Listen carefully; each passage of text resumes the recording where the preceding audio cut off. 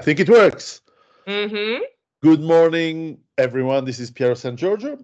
I am very happy to speak with today with Iggy. Iggy van Dinther. How do I pronounce that? It's so difficult for me.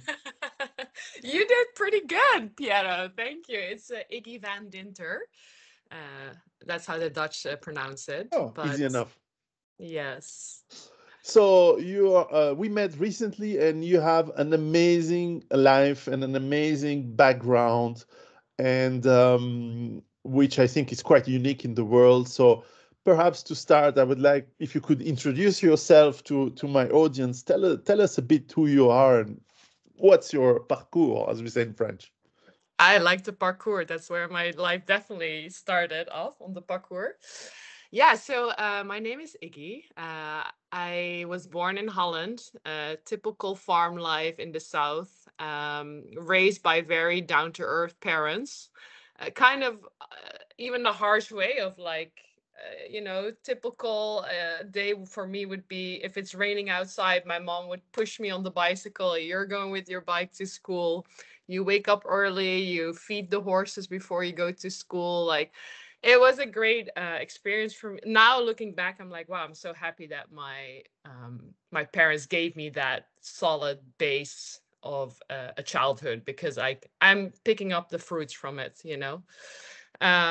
yeah, I was obsessed with horse riding. Kind of like, not obsessed, I take that back, because I think it's the obsession from my parents that they moved on to me. And I am I did see the potential in that world. I saw the rich and famous, I saw the money, I saw everything in that world that I was attracted to. So I spent a lot of time in the show jumping world, having my own horses, training horses, which gave me a lot of discipline, Hmm. because as you know, horse riding gives discipline. I wake up every morning 5 a.m.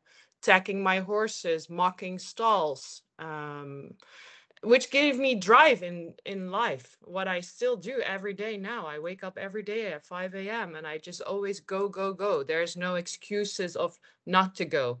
I don't know the concept of sleeping in. I don't know the concept of like giving up, because I always know I need to go again.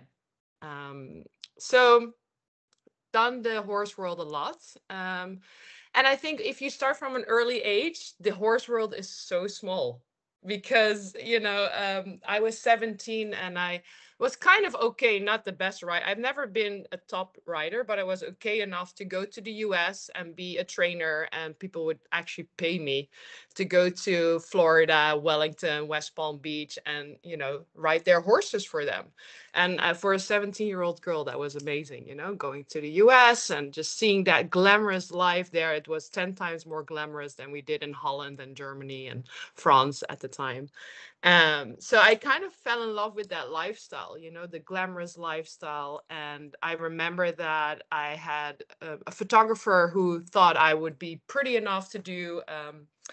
I don't know if you know the brand Stop Horse. It's like a a horse riding brand that does the long socks. So Hmm. that was one of my first photo shoots, and then I did a photo shoot for Trust, is also a horse brand. And that's how slowly my modeling career started, and I got more and more invites to do photo shoots for people. But yeah, it was all in the horse world until I got another opportunity to work with a photographer in London who thought I would be, better than just the horse shoots. And from there on, I got signed with an agency in Paris, and that's how my modeling career started. By the way, they did not like me in Paris at all. I was a chubby kid. They thought I was too fat. And that was traumatizing for me at that moment. My first they sent me out to Paris for Fashion Week, and I didn't I got chosen for one show. And there's one Italian guy who believed in me, Pascal Morlando. I will never forget him because all the French people thought I was too fat, but Pascal thought I was beautiful enough to open and close his show, and that's how my career took off. And as you know, the horse world was small, so I was like, I'm happy to find something new, a new experience. I want to, I knew all the people in the horse world, and they're so clicky. They're so like, in tangled in this, just horses are number one. And I think in the fashion industry, I just got exposed by so much, so much.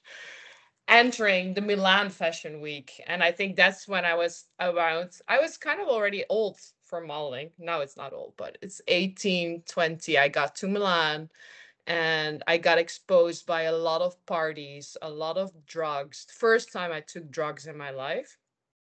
And I got an obsession because I think I created my own eating disorder when I was 16 by just, it's a lot of factors, like not getting the love from my parents that I needed, and then of course the modeling industry, or getting compliments by, oh, you look so skinny, you know, like as a kid, if you get compliments of like, oh, you look so beautiful, and you think, oh, is this beautiful, then let me continue this, you know. So I created my own habits of not eating, forming anorexia at an early age. And then, of course, when I was in Milan and I got introduced to all these cavalli parties where drugs was flowing over the table, I got very intrigued by it.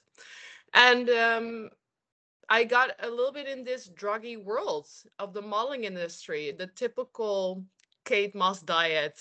That was my lifestyle. It was not eating, going to castings, partying every night.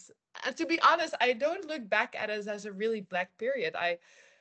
I loved it. I was having the best time of my life. I thought I was thriving. I thought I'm in the prime of my career. I'm like fucking legit. I'm cool. I'm cool. I'm hanging out with all these cool people. I'm going to all these big fashion shows. Like, you know, like it was like amazing time for me. But now looking back at those pictures, I'm like, that's not health. I look very Hmm. unhealthy and Hmm. very scary skinny. No, for sure. It's very interesting what you say because very often, um, people who and that's right, who say that drugs is not good for you, and it is not good for you. They say it some often without experience, and therefore they say, oh, it's bad. But people who actually do drugs, they feel good, at least at the beginning.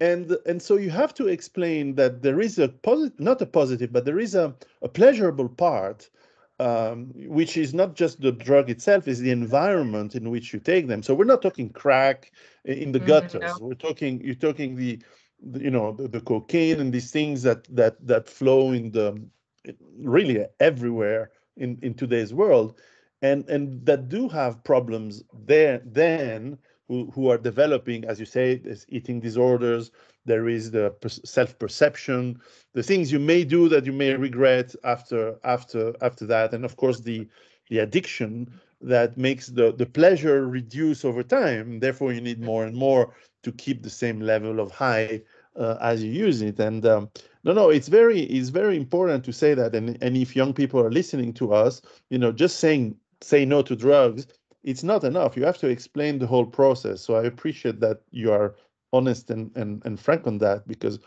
otherwise it's actually not telling the right message. Yeah, I thank you for acknowledging that, because I do want to believe drugs are not bad. And I just wrote, I listened to a podcast about Stealing Fire. It's actually a book called Hmm. Stealing Fire. And I read that after being in Summit with, on this Summit community. And it's all about, we want to steal the fire, right? But there's so many ways to steal that fire.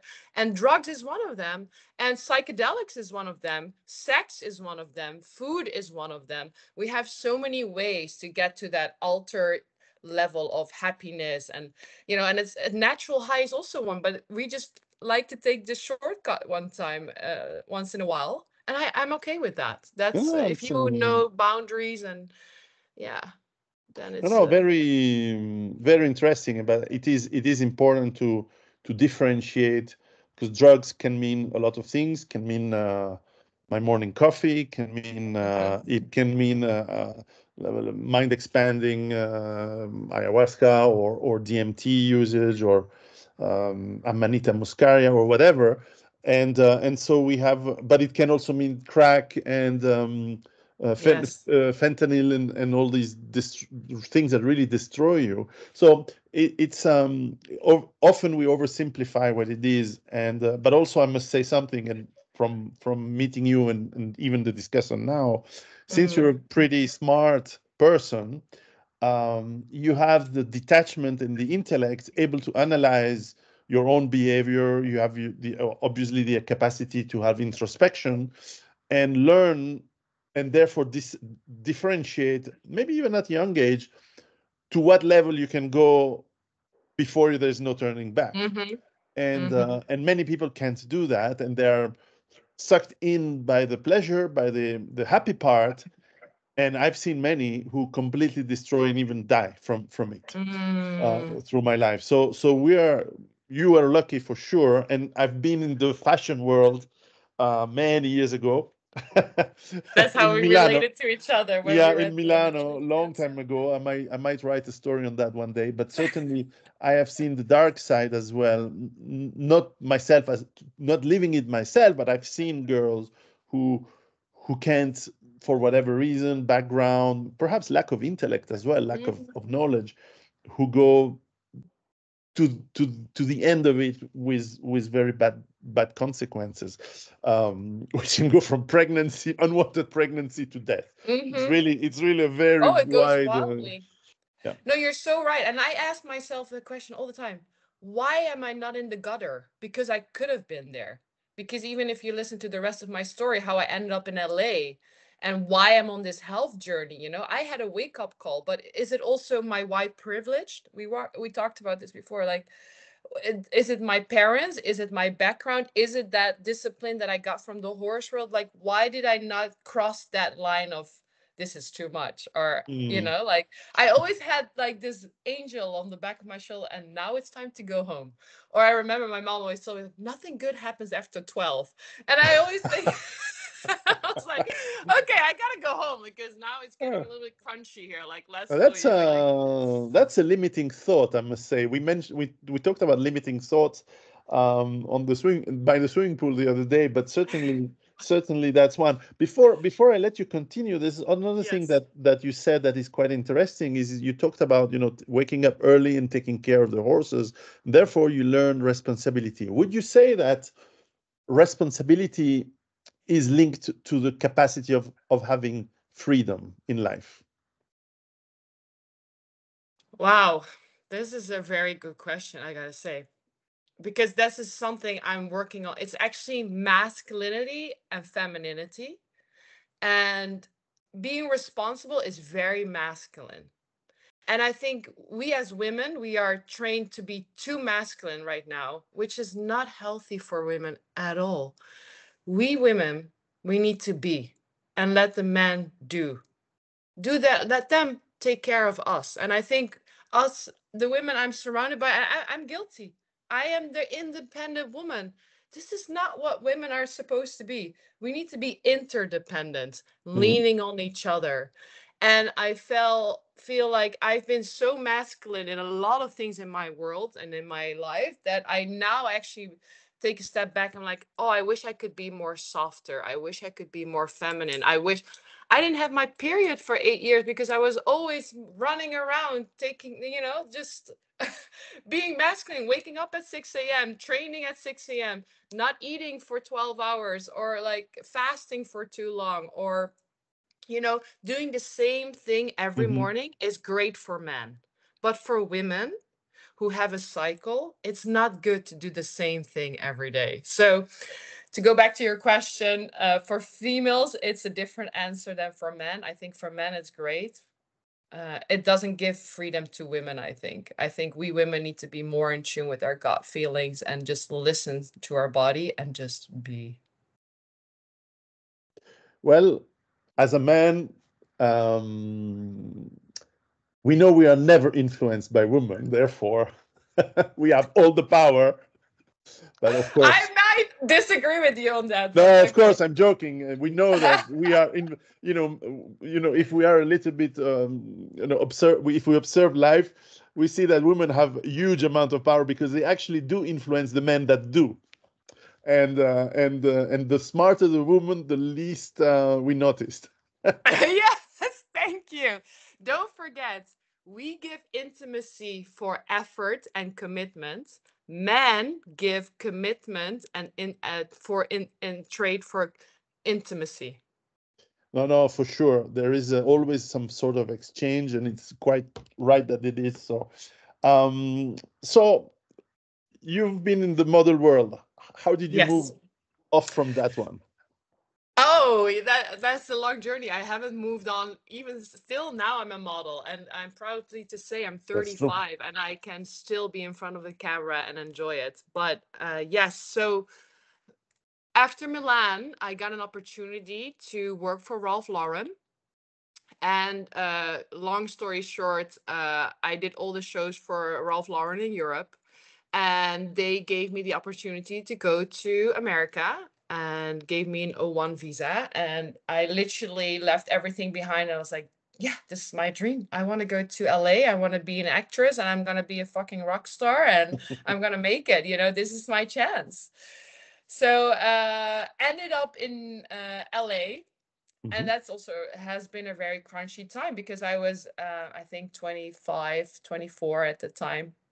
It's 10 years ago now, and I was back in the days that was really old already for a model, but I had not I stopped my bachelor business administration, never finished it, so I had no income, no nothing. Had some savings, but I was basically living in a model apartment for free, but I had to go out 4 nights a week Mhm. to just be entertaining and being surrounded these tables, and I had to go out for to get cost and living.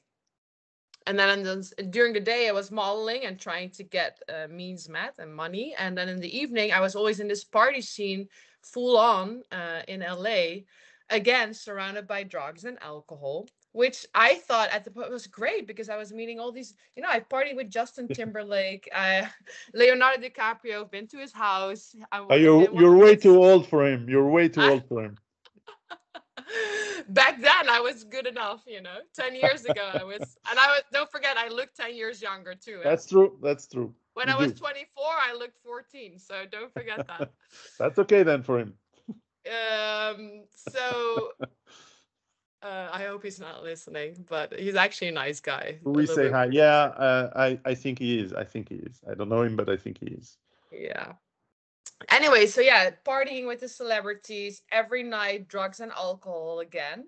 But I'm having the best time of my life until I already had a checkup before. I had a facial, and my esthetician, she told me, Iggy, you have this bump in your neck behind your ear. You should check it out. Mhm. Every time it's like, I'm great. Like, why? Like, it's fine. Like, it's gonna leave. This is gonna leave.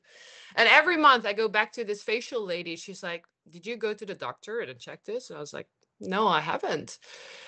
And then right before I moved to America, I'm like, let me just go to the doctor and just check it. And I went for a doctor appointment, and they see it's a tumor. Oh. And I'm in the prime of my life, living my best life in LA, and they are saying like, we need to do a surgery. This needs to get out of your system right now. And I'm in shock. This was the turning point in my life. I'm like, why is this happening to me? I am in the prime of my life. I'm having the best career. I'm working for all these big brands, Ralph Lauren, Guess. I'm like partying with the celebrities. I'm Hmm. like fucking rolling here, And I'm like, thank God I met my then boyfriend who was a producer, and he was already a little bit in the holistic life. I've done my yoga. I started yoga doing in Milan and thinking I was healthy, eating one Hmm. avocado a Hmm. day and just like doing the healthy things, but I wasn't. I was drinking Diet Coke, liters of Diet Coke to feel full. I was not eating drugs and alcohol during the night just to not feel, numbing myself to not be hungry because I wanted to be skinny all the time, sniffing cocaine at after parties just to think, oh, then tomorrow I don't need to eat because I'm gonna feel so full. Um, so I was doing all these bad things to myself. Of course, this tumor is gonna grow. Yeah. And I've been reading when that happened to me. I was like, okay, I'm gonna read about everything. Why do people get cancer? Why do get people get tumors? And it's basically we're doing this to ourselves. It's stress, it's eating habits, it's all these toxins that we put in our bodies, and of course there's gonna grow something. It's very natural, it's normal that this is gonna grow, and that happened to me. And thank God, I'm grateful that it happened to me, because it makes my story only better, because maybe I would have been ended up in the gutter if I wouldn't had this tumor, right?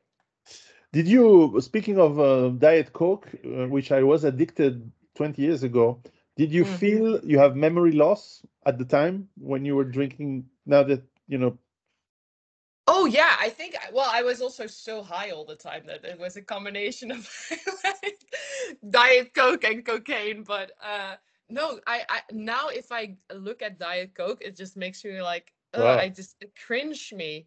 And the worst, what I did too, sweet and low in my coffee. ah, I I would see. do liters of black coffee with sweet and low.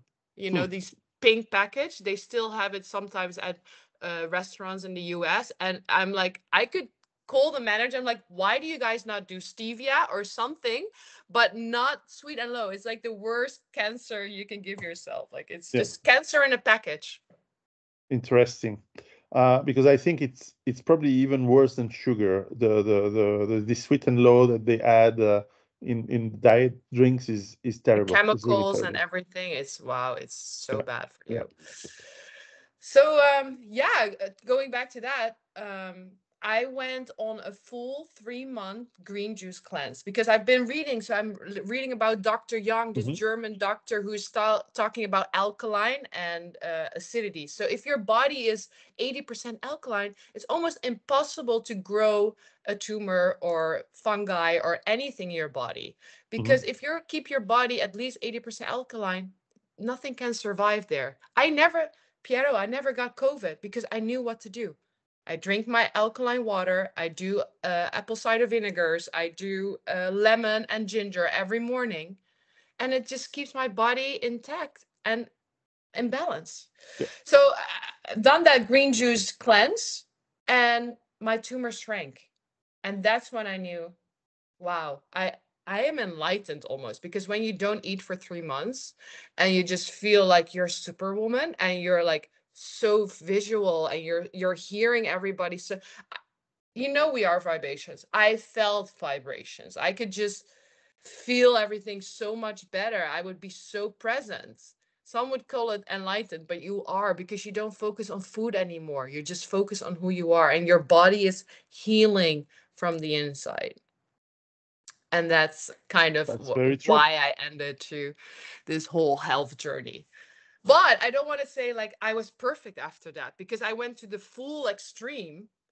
But extreme is also not good. So I fell back in sometimes, and then I broke up with my boyfriend, and then I was at a party, and it happens. But your body learns. So Hmm. the first time when I got back to like a drink or like sniffing cocaine, I cringed. I was like, oh, this doesn't feel right. This is not me anymore. And slowly, slowly, with baby steps, you become that person that I am now. And I feel like, oh, I don't want to touch it. I don't want to be surrounded. I don't want alcohol in my blood. I don't want any drugs in my blood. It's not for me anymore. Hmm. Hmm. No, no, I mean, that's very interesting. And is that when you started to move to the part of the world where we met, or not yet?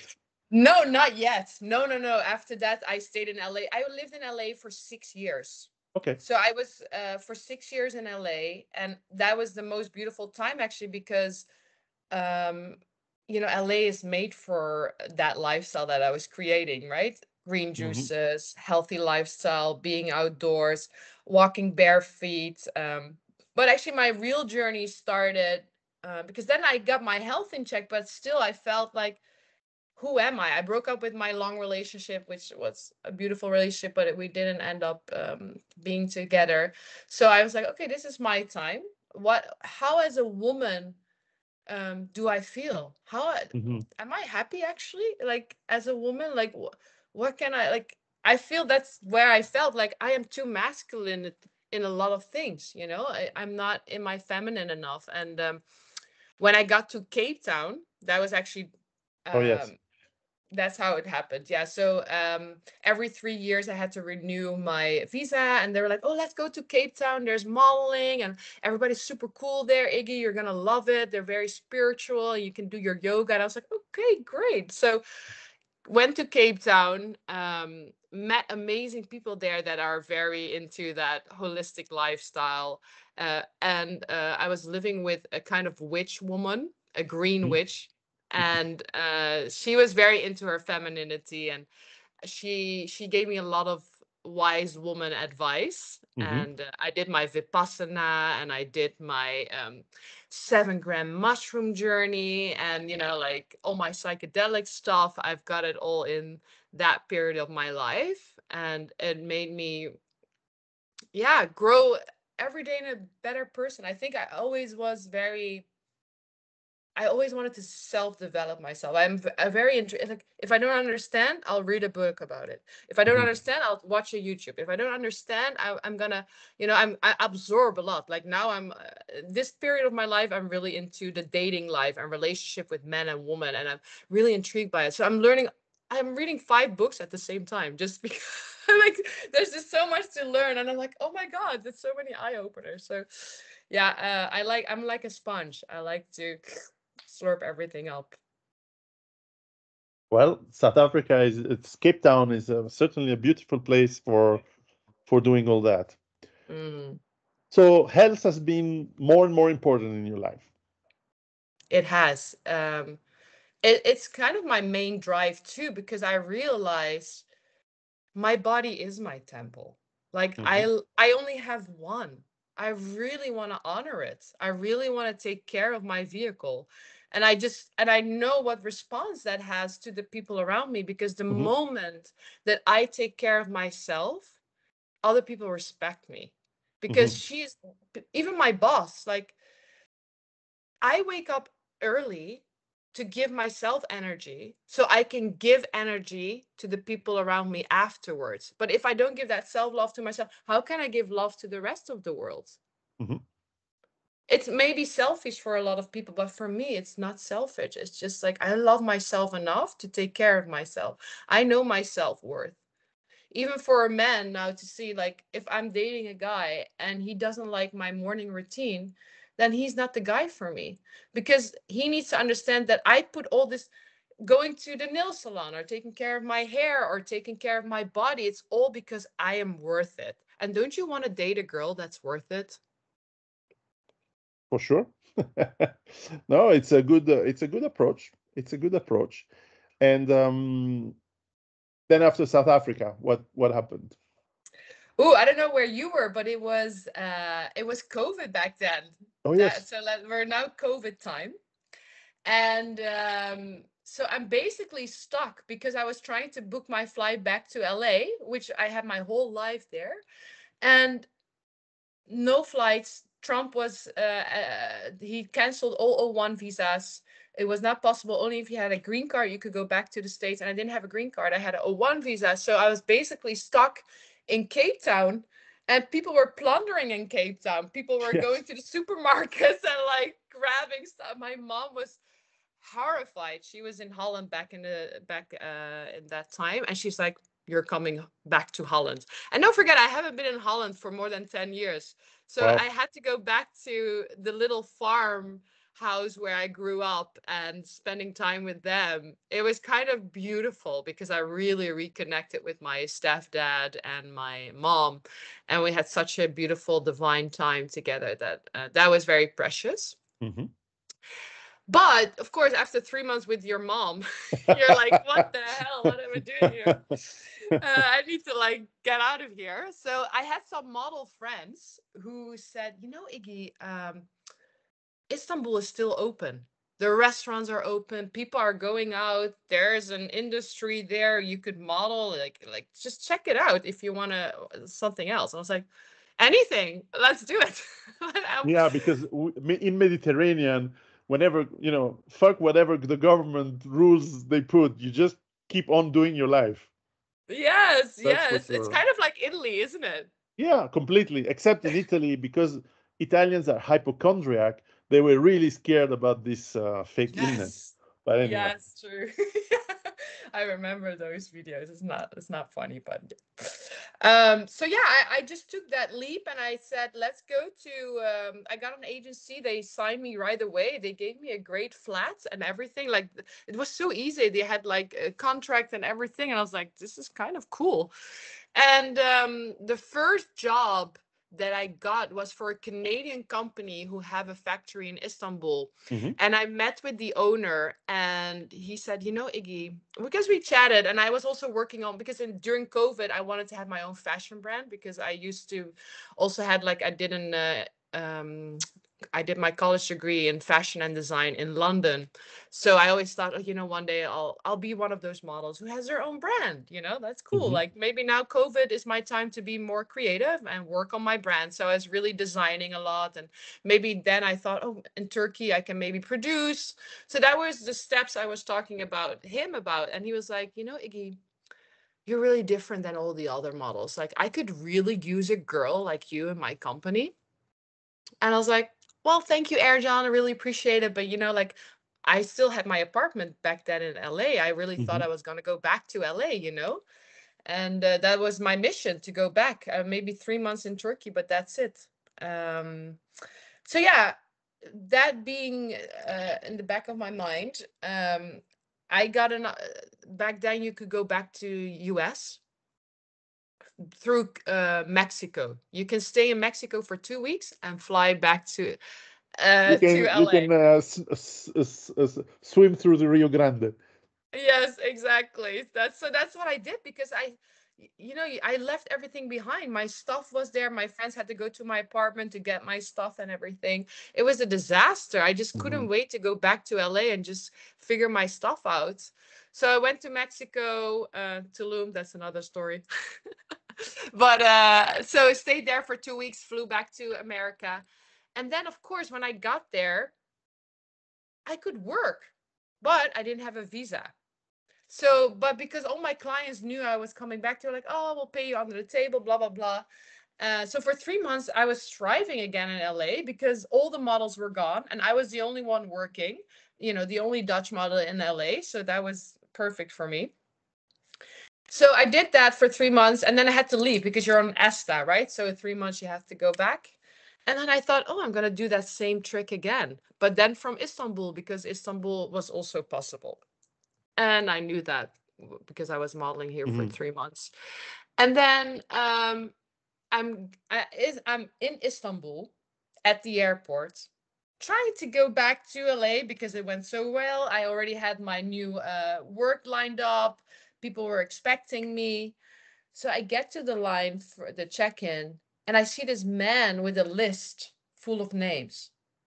And he's like, "Ma'am, what's your name?" I was like, you know, and I already see my name on the list. And I was like, "Can you please step out of the line, ma'am?"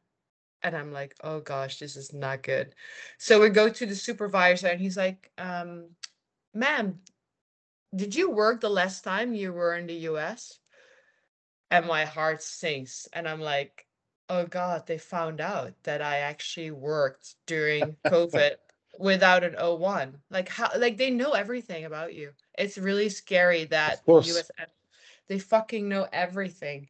And I'm a little fish, you think, right? Because it's like $1,000 here, $1,000 there. Nothing big, you know, nothing major. But it all added up. And they said, you can't board this plane. You can't go to the US anymore. So I'm calling my lawyers. I'm like, what the hell? But everybody's still asleep. So I'm freaking out. I'm in Istanbul with my suitcase going back to LA, but I can't. There's no plan B. I had no plan B. I was like, I'm just here to go back to the US. I want to go back to my life. Like freaking out, calling my mom. She's calling me down. She's like, go to Soho House, get a hotel room. We'll figure it out. When your lawyer wakes up, we'll call to him. So finally, my lawyer wakes up and he's like, "Iggy, you're blacklisted. Don't think you're ever gonna come back to the US." Welcome to the club. Oh, you're blacklisted Not for too. the same reason. For me, it's political, but in your Uh-huh. case, yeah, economic is probably even worse.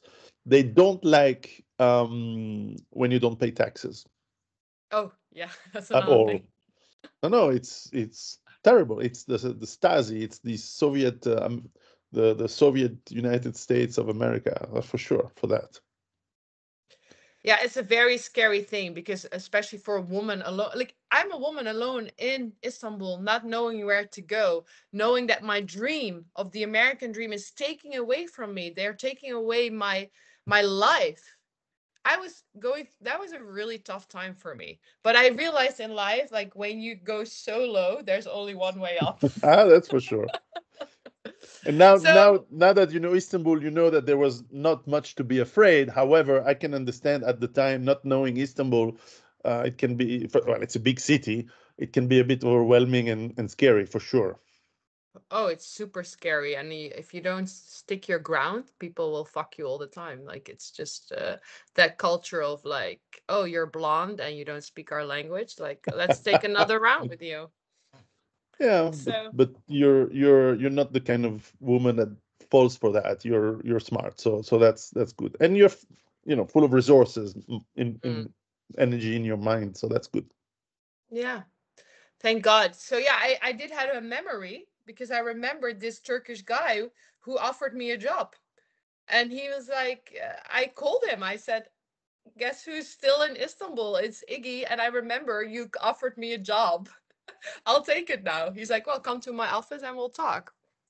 So I went there and they hired me to be their spokesperson and to be the face of their brand. Not only being their model, but actually be the spokesperson, go to all the fairs, being the face of the brand, talking about the brand, sending out brand awareness, working in marketing, working in PR.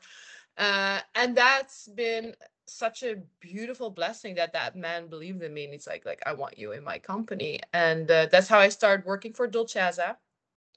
But of course, I always wanted to be a presenter. That was always in the back of my mind because when I was in LA, I was working for fashion TV and I was interviewing the models Mm. backstage. And that was just my energy. I always wanted to be in front of the camera, having a voice. That was my intention always. And luckily, a friend of mine who was working for TRT at the time, she said, "Well, Iggy, we're hiring. Like, I'm gonna send your CV, get your presenting reel ready, and I'll send it to them." And she got me a meeting, and they hired me on the spot. And that's how I started with TRT.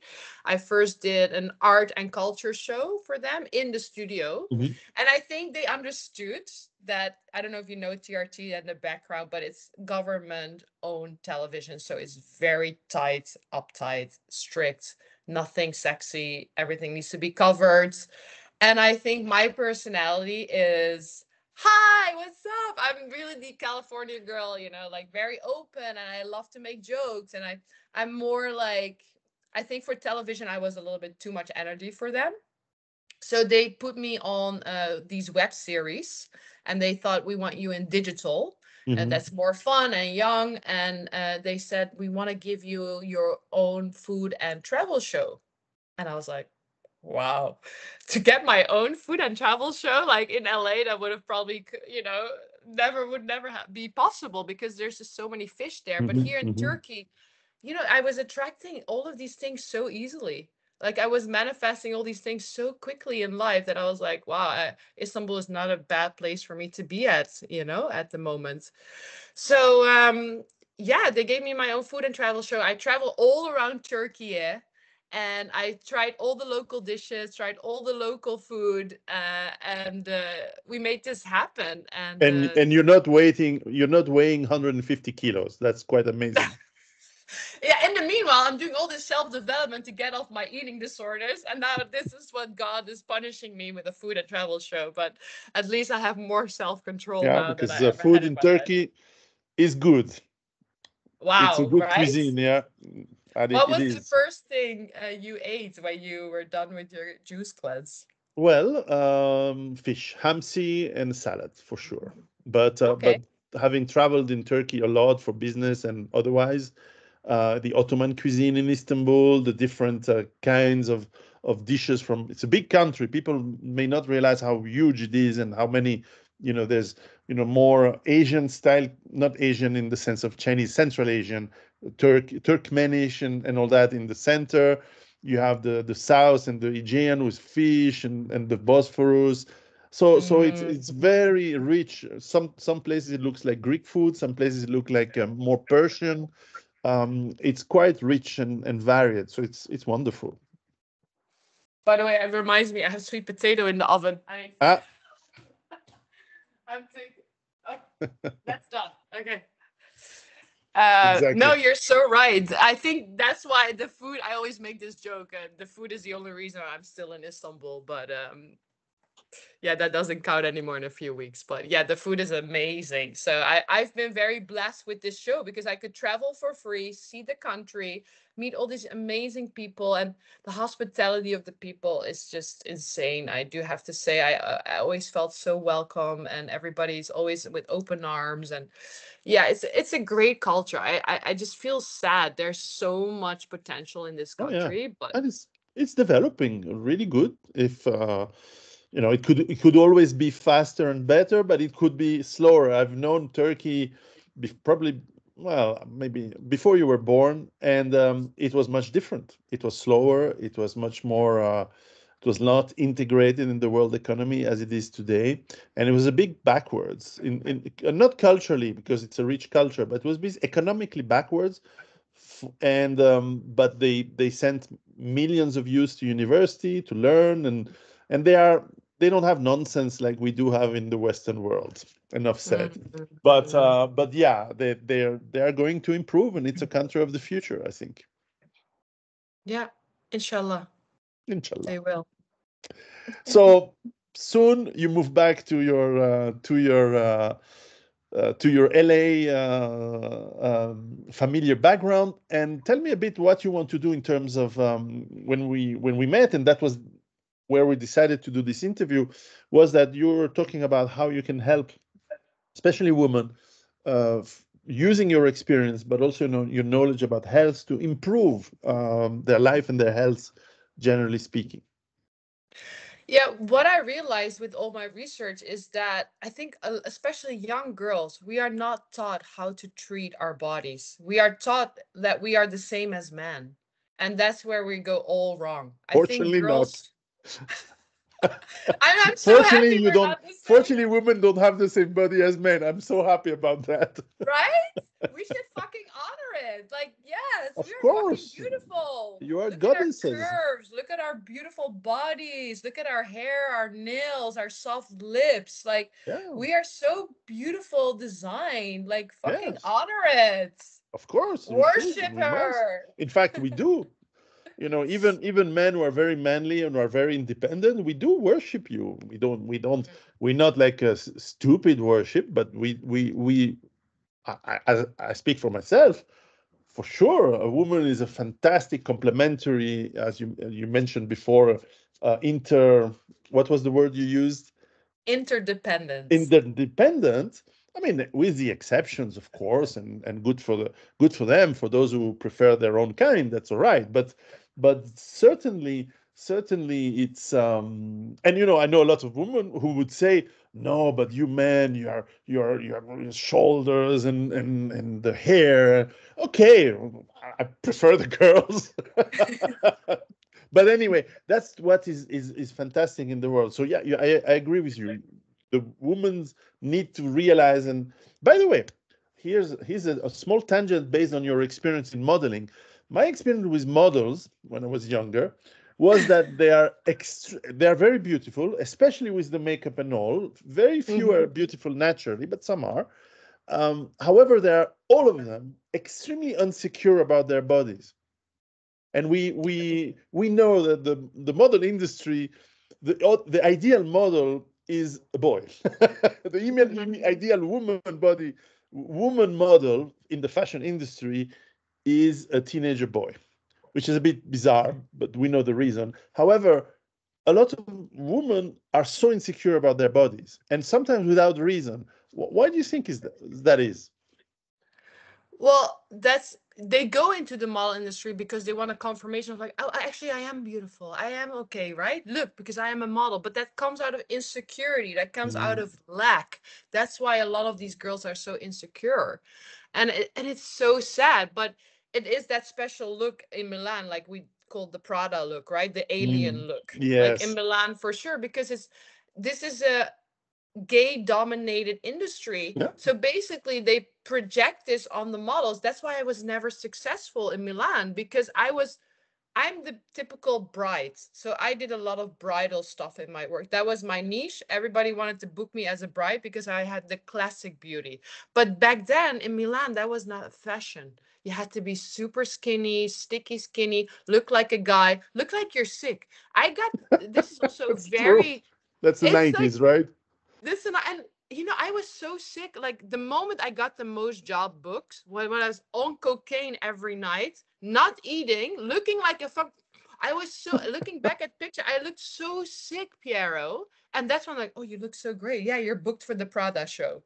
Like, that's so unhealthy. That's not okay. That's very interesting. Right, and it's so sad, and that's again why I want to speak up and I want to teach women how to love themselves, because I went through that journey. So if I can give anything back with my story, with my journey, to inspire the young girls, I don't even do it for the, I want to become a mom, and I know I'm going to be an amazing mom one day. And I want a daughter because I want to break that cycle of my mom and all the other lineages before me. Because this is not just my mother and my grandmother. This goes 100 years ingrained in women that we're not good enough and that we're just beneath. We need to take our power back. To be honest, like, we women are fucking amazing. We have a power. We have a panel in between my legs that can give life. Sure. We got to wake up. Sure. Woman. I agree. I agree. Woman, listen to Iggy. No, Listen, woman. no, We're no, here very to true. shine. Very true. There's the real power is the one, the real power of woman is the one that feminism has shut down, unfortunately. Yes. And I wrote a book It's really sad. on that. It's feminism did a lot of harm to women. I would love to read that because I am a traditional woman. I need Yeah, a provider in my life. I want a guy to take the driver's seat. I will be the passenger. I am here to give you my sultry, beautiful, spicy, feminine energy. In return, you give me protection. of That's course. sexy. If a man can provide and take care of me, I think that's fucking hot. Why do I need to be independent and pay my own rent? No, I need somebody to just say, Iggy, you're the queen. You can sit back and relax and be creative. You want me to be creative because you want me to be sultry and sexy in the bedroom, right? Let me be fucking Exactly. creative all day. Yeah, Don't no, let me it's hustle. interesting. Interesting. Two short examples, but I don't want to talk about me. Let's talk about you. But short examples. Um, the woman I've been with for 20 years was basically, why do you like guns and why do you train in martial arts and why, virility can be an illness and so on. And I did, well, I don't care what you think. I keep doing my stuff. Second, my girlfriend for 4 years, when I said, well, I'm in the army here, as a not Mm-hmm. as a that's not my job, but we train with the army. I do martial arts and I do weightlifting and so on. And she was like, "Oh, you can protect me," and Yeah. little stars in the eyes. So depending on the feminist culture or the traditional culture, let's say, makes a big difference. Guess which one I find more attractive. Well, so it's you're right. It has to be these complementary Mm, aspects. Yeah, very important. So yeah, teach women to be that's the real empowerment of women, is to be able to find the power that they have within themselves that will men. I think I can, I don't speak for all men, but I mm. can speak for the ones I know for sure. We love that. We Yeah. don't want weak women. We want powerful women who actually love being women. Yes. Thank you. Thank you for saying that. I think every man wants that. They're just programmed by society that now we have to make our own money and we have to be like men. Like, look at us. We're not the same. I don't want to be a man. I don't want to do this. I don't want your strength. I don't. No, I want to look at you. And when you're boxing, I'm like, But oh, you're sexy. You're hot. yeah, Yes. but making money is not bad. The question is, what's the cost of making money? And if Exactly. that cost is to destroy your life and be unhappy, well, then maybe priorities are not right, right? Yeah. Oh, and I'm not here to say to women like, oh, sit back and relax and let your man take care of you. No, have your own things because that is sexy as a woman. It I is. have my own things. I do my own thing. I make sure that my life is perfect. The man that comes into my life is a nice addition. But I have an amazing life. But you need to have that man who can say, like, and now it's time that I take care of you. Like you've done your work, like it's okay. So yeah, it's a balance, and I feel like especially with the young generation now, they're all like, "Oh, boss babe this, boss babe that," like no, like you don't always have to be that strong woman. I don't think that's healthy for a woman because we are made in a cycle, right? So we have seasons. Every month we have a season. You go from winter to autumn to summer to spring.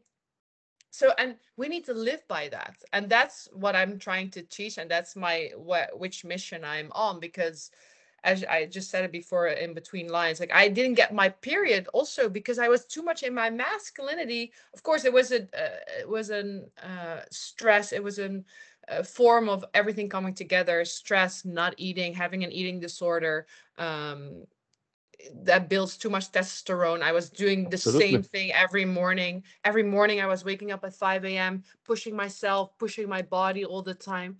Like, that's not what a woman should do. Like, sometimes a woman just needs to wake up and drink tea and meditate and just not work out for a whole day. Yeah. But if you're so programmed that you always have to go, go, go, go, go, then your body will stop. My body stopped. They're like, it's not safe to have a baby right now for you. You're not healthy. You're not taking care of your Yes. body. You're acting like a man. Like, of course, my body was not producing anything. And that's how I also learned to listen to, like, how do I eat, how do I fast. Women need to fast different than men as well. We need to eat differently, we need to have more carbs. I'm on my period right now. That's why I'm making sweet potatoes, because I know sweet potatoes will nurture me. I'm Hmm. going to have a nice sweet potato with lots of vegetables and have red meat. I didn't eat meat for years because I thought the trend of, like, the vegan trend was so cool that I was like, that's what I need to do to look beautiful and skinny. But no, we women need to have some meat. Not You in need the an iron. excessive You rate. need the The iron that is in the iron. meat for sure. Yeah. So yeah, that's kind of like the health journey that I want to share with people. All the knowledge that I've gathered the last couple of years, I want to pull it all together. I want to do a web series about kind of my first journey, but also then, of course, explaining biohacking. I want to interview all these interesting ladies that live in LA. I have a lot of friends who are in, like, biohacking industry, which are very interesting. So I will Yes. interview those people. So yeah, I'm just really excited for my next journey in LA. It's going to be a different LA that I had a few years ago, It's a different Iggy right now. You already have a website, or I will put your Instagram Mhm. if people want to check on your activities. But you already have a YouTube channel or Instagram that is ready, or that people can link to, or not No, yet? only my personal is there, so you guys can follow me on at Egith on Instagram, and I can give you the egithvandinter.com website, and you can follow up there. I've seen it. Yes, very, very, very well done. Well, it's I think it's amazing, and will when your channel will be up and running, and when you'll have your first, I will make sure that all my audience can check it out and perhaps subscribe as well. I think we are in a very we are at cornerstone times. It can go really bad, or it can go really good, and probably humanity is in a phase of maturing. We're hopefully ending our teenager years, epochs, and moving into adulthood with more wisdom, better knowledge about food. I hope that this I love this new guy, this Kennedy guy. I've been following him for years, and making sure we have good food for everyone instead of the this corn syrup, Oh, industrial, trans GMOs, saturated seed GMO food. oils. Oh my God, Exactly. yeah. We because a lot of people, it's not their fault. They're not educated on this, and they don't know that there's anything otherwise. They've been brainwashed by industries to, and I count myself in for many years to eat. Yeah, sure, it's tasty, but it's not really good. And when you learn the mistakes that the industry is pushing on us voluntarily, and they know it's bad for you, that's why they invest into the pharma, so that then they can make money curing you or actually keeping you ill. So it goes into loop until you die, and until they kill you, in fact, to be truthful. So anyone who helps, and helping women is half of the job, of course. That's amazing. So I really encourage you to continue, and I look forward to hear about the developments in the future. Thank you, Piero. Thank you so much for listening to my story and taking the time to, yeah, just listen what I had to say and my life journey. It's a long one, so thank you for the attention. And I really Excellent. hope that we can inspire more women together because we both We'll love women. So, we'll woo! we'll do it again for sure, and we'll keep in touch. As for the audience, I put all the links below, and I'll see you soon. Prepare yourselves. Ciao, ciao.